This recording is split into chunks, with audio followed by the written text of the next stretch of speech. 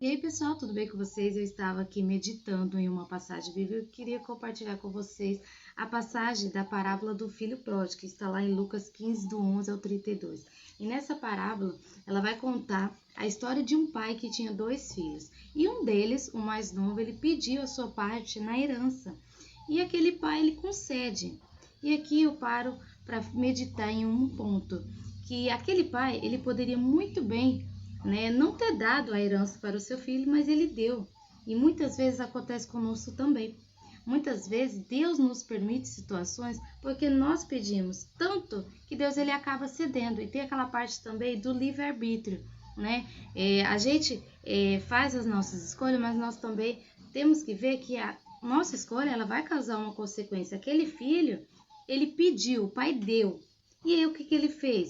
Ele foi para uma terra longe, gastou tudo o que ele tinha.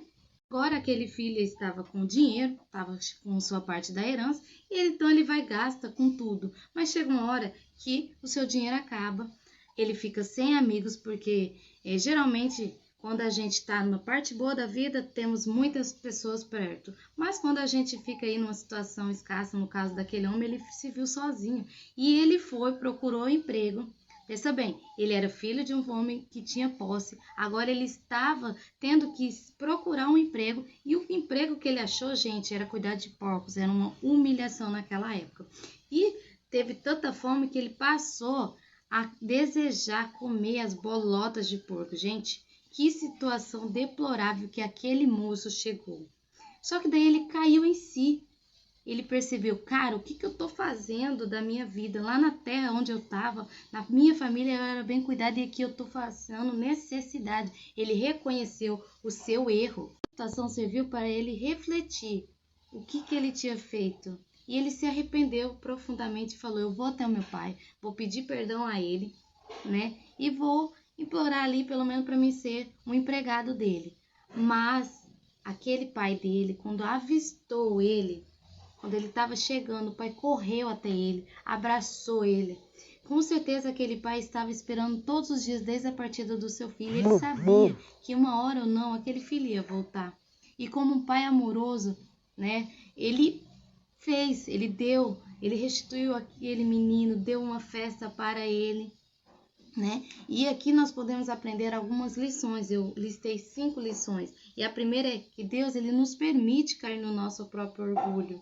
Foi o que aconteceu com aquele moço. Segundo, Deus ele tem paciência com os erros dos seus filhos. Terceiro, Deus nos acolhe quando nós nos arrependemos verdadeiramente. Ele era de festa. O pai estava feliz pelo filho que estivera longe, mas voltou para sua casa. E lembra que no começo eu falei que aquele pai tinha 2 filhos? Pois bem, o filho mais velho ele ficou revoltadíssimo com aquela situação. Porque ele estava o tempo todo ali com seu pai e não tinha direito de festejar. Era o bom filho. Mas aquele filho malvado que foi, pediu a herança, que gastou tudo e agora ele estava sendo bem recebido. E aqui eu coloco a 4ª lição dessa parábola. Muitas vezes nós estamos agindo como esse filho mais velho, não dando importância àquilo que é importante. Ele não soube se alegrar com o seu irmão que estava voltando para casa. E a 5ª lição dessa história é que Deus ama igualmente os seus filhos, tanto aqueles que o cercam como aqueles que agem contrários à sua vontade. E essa parábola, ela ilustra o amor infinito de Deus para com os seus filhos. Deus, ele está de braços abertos para receber você que fugiu dos caminhos do Senhor. Encontra como aquele filho pródigo que se afastou dos caminhos do Senhor. A minha mensagem para você hoje é que Deus, ele está de braços abertos para te encontrar.